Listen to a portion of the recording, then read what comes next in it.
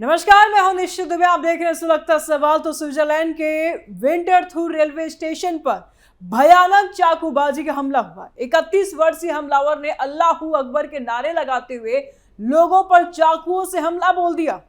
3 लोग घायल हो गए हैं, जिनमें एक की हालत गंभीर बताई जा रही है। पुलिस ने महज 5 मिनट में हमलावर को धर दबोचा। स्विस अधिकारियों ने इसे स्पष्ट रूप से आतंकवादी हमला करार दिया है। हमलावर का नाम नेसिब डेदलर है, जो स्विस तुर्की दोहरी नागरिकता रखता है और उसके पास 2015 से आईएसआईएस प्रोपेगेंडा फैलाने का रिकॉर्ड है। और कुछ दिन पहले ही उसे मनोरोग अस्पताल में भर्ती कराया गया था, लेकिन डॉक्टरों ने उसे छोड़ दिया। और यह घटना यूरोप में बढ़ते जिहादी खतरे की नई मिसाल बन गई है और ऐसे में कई सवाल सुलग रहे हैं। हमलावर का कनेक्शन किस आतंकी संगठन से है? ऐसे जिहादी हमले किस किस देश में हुए? इन हमलों के पीछे क्या मकसद आतंकियों का? ऐसे आतंकियों का सही इलाज कौन सा देश कर रहा है? दुनिया इनसे निपटने के लिए क्या एक्शन ले रही है? इस सवाल का जवाब सीधा और बहुत साफ है। नेसिब डेदलर आईएसआईएस से जुड़ा हुआ है। स्विस पुलिस कमांडर मारियस वेयरमैन ने प्रेस कॉन्फ्रेंस में बताया कि 2015 में ही यह शख्स आईएसआईएस प्रोपेगेंडा फैलाने के आरोप में पुलिस की नजर में आ चुका था। विंटरथूर की अन्नूर मस्जिद से भी इसका लिंक था, जहां इमाम और गैर मुसलमानों को मारने की अपील का केस चला था। हमलावर 1994 में स्विट्जरलैंड में पैदा हुआ, 2009 में नागरिक बना, पिछले 2 साल तुर्की में रहा और हमले से ठीक पहले स्विट्जरलैंड लौटा। घटना के दिन सुबह करीब 8:28 पर पहली कॉल आई और 8:33 तक गिरफ्तारी हो गई। प्रत्यक्षदर्शी बताते हैं कि वह बार बार अल्लाहू अकबर चिल्ला रहा था और 3 घायल हुए हैं। इसमें 28, 43 और 52 साल के स्विस नागरिक घायल हुए हैं। 52 साल वाले की जांघ में गंभीर चोट आई है, दूसरे की गर्दन पर वार हुआ है। स्कूली बच्चों के पास से गुजर रहा था। अफरा तफरी मच गई। पुलिस और सुरक्षा प्रमुख मारियो फेर ने कहा कि आतंकवादी हमला है और हम इसे बहुत गंभीरता से ले रहे हैं। हमलावर कुछ दिन पहले पुलिस स्टेशन आया था। बड़बड़ाता हुआ मनोरोग क्लिनिक भेजा गया, लेकिन बुधवार को छोड़ दिया गया क्योंकि डॉक्टरों ने उसे खतरा नहीं माना। और अब जांच चल रही है कि तुर्की में रहते हुए उसका और क्या संपर्क था। आईएसआईएस प्रोपेगेंडा, रेडिकल मस्जिद, नारे और सब कुछ जिहादी रेडिकलाइजेशन की तरफ इशारा करता है। और अभी तक कोई आईएसआईएस क्लेम नहीं आया, लेकिन स्विस अथॉरिटीज इसे टेरर एक्ट मान चुकी है। डेडलर का परिवार कह रहा है कि वह मानसिक रूप से बीमार था, लेकिन पुलिस इसे रेडिकलाइजेशन और एक्सट्रीमिज्म से जोड़ रही है। यह मामला दिखाता है कि पुराने रिकॉर्ड वाले लोग फिर से सक्रिय हो सकते हैं। यूरोपियन इंटेलिजेंस अब और सख्त नजर रख रही है। तुर्की से आने वाले लोगों पर भी नजर बढ़ाई जा रही है। यह कनेक्शन सिर्फ व्यक्तिगत नहीं बल्कि बड़े नेटवर्क का हिस्सा लग रहा है। 2015 के बाद भी उस पर नजर थी, लेकिन सिस्टम में खामी रही। स्विट्जरलैंड जैसे शांत देश में भी अब ये सब हो रहा है, तो कल्पना कीजिए बाकी यूरोप की क्या हालत होगी।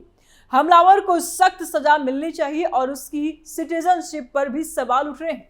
यह आतंक का काला चेहरा है जो सोशल मीडिया, मस्जिदों और ऑनलाइन प्रोपेगेंडा से फैलता है। ऐसे जिहादी हमले किस किस देश में हुए? स्विट्जरलैंड की घटना नई नहीं है। यूरोप में पिछले 10 से 15 सालों में ऐसे चाकूबाजी वाले जिहादी हमले की बाढ़ आ चुकी है। फ्रांस सबसे ज्यादा प्रभावी देश है। 2015 के चार्ली हेब्दो हमले के बाद से लेकर के 2020 के नीस चर्च अटैक तक, जहां एक हमलावर ने चर्च में 3 लोगों को चाकू मार डाला और जान से ही मार दिया, अल्लाहू अकबर नारे लगाते हुए, यानी कि पैटर्न सेम था। फ्रांस में 1989 से 2024 तक 85 से ज्यादा इस्लामिस्ट अटैक हुए, सैकड़ों मौतें हुई। जर्मनी में भी कई मामले सामने आए हैं। 2024 में सोलिंगने फेस्टिवल पर चाकू हमला हुआ और आईएसआईएस ने क्लेम किया 3 मौतें। 2020 में ड्रेसडेन में गे कपल पर अटैक हुए और एक की मौत हो गई। 2021 में ट्रेन पर चाकूबाजी हुई। मैनहाइम मार्केट पर अफगान हमलावर ने चाकू से वार किया। जर्मनी में रिफ्यूजी क्राइसिस के बाद ऐसे केस बढ़े हैं और सबका पैटर्न एक जैसा ही है। ब्रिटेन में लंदन ब्रिज अटैक, जहां चाकू मारकर कई घायल हुए हैं। ब्रिटेन के लंदन में ब्रिज अटैक, जहां चाकू मारकर कईयों को घायल कर दिया गया। 2017 में मैनचेस्टर लेकिन चाकू वाले कई लोन वुल्फ अटैक हुए थे। ऑस्ट्रिया, स्वीडन, बेल्जियम, हर जगह यही पैटर्न। स्पेन में 2017 बार्सिलोना वैन अटैक के बाद चाकू वाले के सामने आए। यूरोपियन यूनियन रिपोर्ट्स बताती हैं कि जिहादी टेरर में फ्रांस, जर्मनी, स्वीडन टॉप पर है। लोन वुल्फ अटैक्स यानी कि अकेला हमलावर, लेकिन ISIS या अलकायदा इंस्पायर्ड है। चाकू इसलिए चुना जाता है क्योंकि आसानी से मिल जाता है। गन कंट्रोल सख्त है। भारत की बात करें तो जम्मू कश्मीर में ऐसे हमले आम हुए, लेकिन यूरोप में माइग्रेशन और रेडिकलाइजेशन ने इसे बढ़ावा दिया। 2015 से 16 के बीच की अगर हम बात कर लें, 2015 और 16 के बाद रिफ्यूजी फ्लो के साथ कई केसेस बढ़े हैं। अब 2026 में स्विट्जरलैंड भी इस लिस्ट में शामिल है और ये हमले पब्लिक प्लेस पर, रेलवे स्टेशन, मार्केट, चर्च, जहां अधिक भीड़ हो वहां पर ऐसे हमले हो रहे हैं। मकसद साफ है, डर फैलाओ, मीडिया अटेंशन पाओ। यूरोपियन देश अब वेटर टेरर थ्रेट लेवल पर है। इंटेलिजेंस शेयरिंग बढ़ाई जा रही है, लेकिन चुनौतियां बनी हुई है। इन हमलों के पीछे क्या मकसद है आतंकियों का? यह आतंकी जिहाद के नाम पर खून बहाते हैं और उनका मकसद इस्लामिक स्टेट या खलीफा स्थापित करना है, गैर मुस्लिमों को सबक सिखाना है या उनको परलोक पहुंचाना है, पश्चिमी समाज को अस्थिर करना है। अल्लाहू अकबर चिल्लाकर वे खुद को शहीद समझते हैं। ISIS या अलकायदा प्रोपेगेंडा उन्हें ऑनलाइन रेडिकलाइज करता है। वे मानते हैं कि पश्चिमी देश इस्लाम के दुश्मन हैं। इराक, अफगानिस्तान, फिलिस्तीन जैसे मुद्दों को बहाना बनाते हैं, लेकिन असल में पावर, डोमिनेंस और धार्मिक एक्सट्रीमिज्म ही असली कारण है। लोग वुल्फ अटैक्स सस्ते और आसान होते हैं। चाकू, कार, ट्रक, कोई बड़ी प्लानिंग नहीं, बस इंस्पिरेशन चाहिए, मकसद चाहिए। मकसद क्या है? डर फैलाओ, सरकारों को दबाव में लेकर के आओ, मुस्लिम युवाओं को रिक्रूट करो और इस्लामिक स्टेट बनाओ। सोशल मीडिया पर वीडियो वायरल कर रिक्रूटमेंट होती है। यूरोप में इंटीग्रेशन फेल होने से सेकेंड जनरेशन मुस्लिम युवा रेडिकलाइज हो रहे हैं और ये हमले रैंडम होते हैं। निर्दोषों को टारगेट किया जाता है। स्कूली बच्चे, आम यात्री, कोई फर्क नहीं पड़ता, चाहे जो सामने आए सबको मारो। मकसद सिविलाइजेशनल जिहाद है, शरिया लागू करवाना है। कई मामलों में मानसिक बीमारी भी मिक्स हो सकती है, लेकिन रेडिकलाइजेशन मुख्य है। दुनिया देख रही है कि यह खतरा कितना गहरा है। एक हमला पूरे देश को हिला देता है। स्विट्जरलैंड जैसे न्यूट्रल देश में भी हुआ है, तो कहीं भी हो सकता है। मकसद साफ है, इस्लामिक सुप्रीमेसी। ऐसे आतंकियों का सही इलाज कौन सा देश कर रहा है? सख्ती और इंटेलिजेंस के साथ डी रेडिकलाइजेशन का मॉडल काम कर रहा है। सऊदी अरब और UAE जैसे देश अच्छा काम कर रहे हैं। सऊदी में प्रिजनर्स को प्रोग्राम से रिहैबिलिटेट किया जाता है, काउंसलिंग, जॉब मॉनिटरिंग और कई सारी चीजें की जाती है। कई आतंकियों को वापस मेन स्ट्रीम में लाया जाता है। इजराइल भी टेरर से सख्ती से निपटता है। Targeted operations, intelligence, wall, check points, सब कुछ। भारत में भी UAPA, NIA जैसे कानून, लेकिन चुनौतियां ज्यादा है।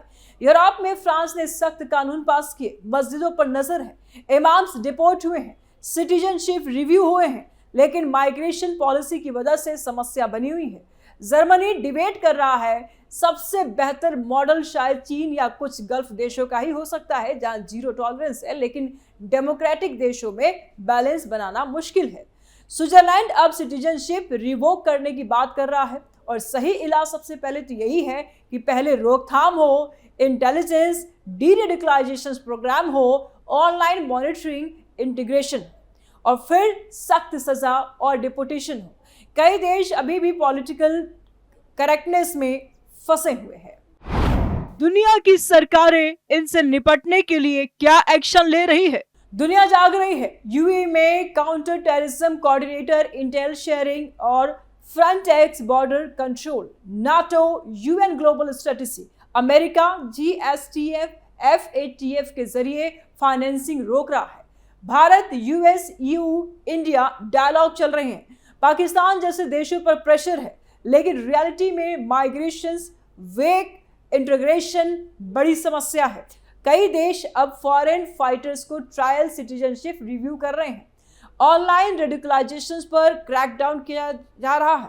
स्विट्जरलैंड की घटना के बाद यूरोप में अलर्ट बढ़ा है।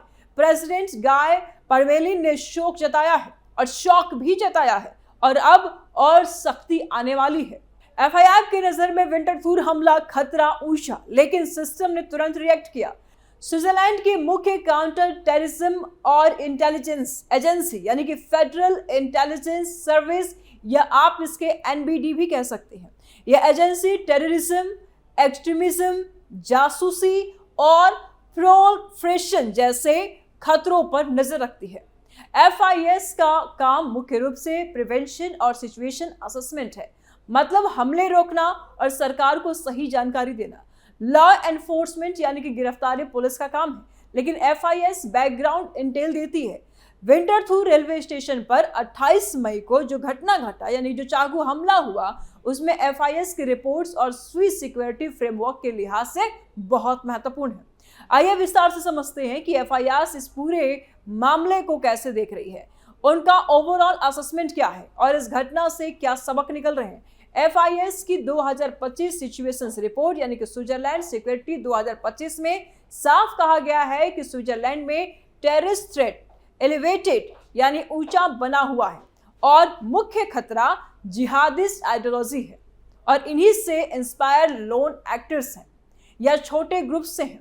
ऑनलाइन रेडिकलाइजेशन खास तौर पर युवाओं में तेजी से फैल रहा है, जो जल्द ही डिटेक्ट करना मुश्किल बनता है और बनाता भी है। एफआईएस डायरेक्टर क्रिश्चियन डोसे ने कहा है कि ग्लोबल कॉन्फ्रंटेशन हमें सीधे प्रभावित कर रहा है और 15 क्राइसिस हॉटस्पॉट्स पर नजर है। स्विट्जरलैंड को आईएसआईएस या अलकायदा जैसे ग्रुप्स प्राथमिक टारगेट नहीं मानते हैं, लेकिन पश्चिमी देश होने के नाते ये वैध टारगेट है।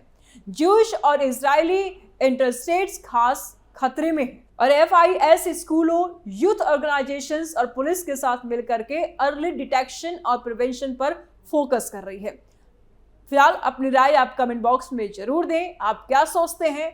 वीडियो को लाइक करें, ज्यादा से ज्यादा शेयर करें, चैनल को सब्सक्राइब करें। जल्द मिलते हैं नए अपडेट के साथ। दीजिए इजाजत, नमस्कार।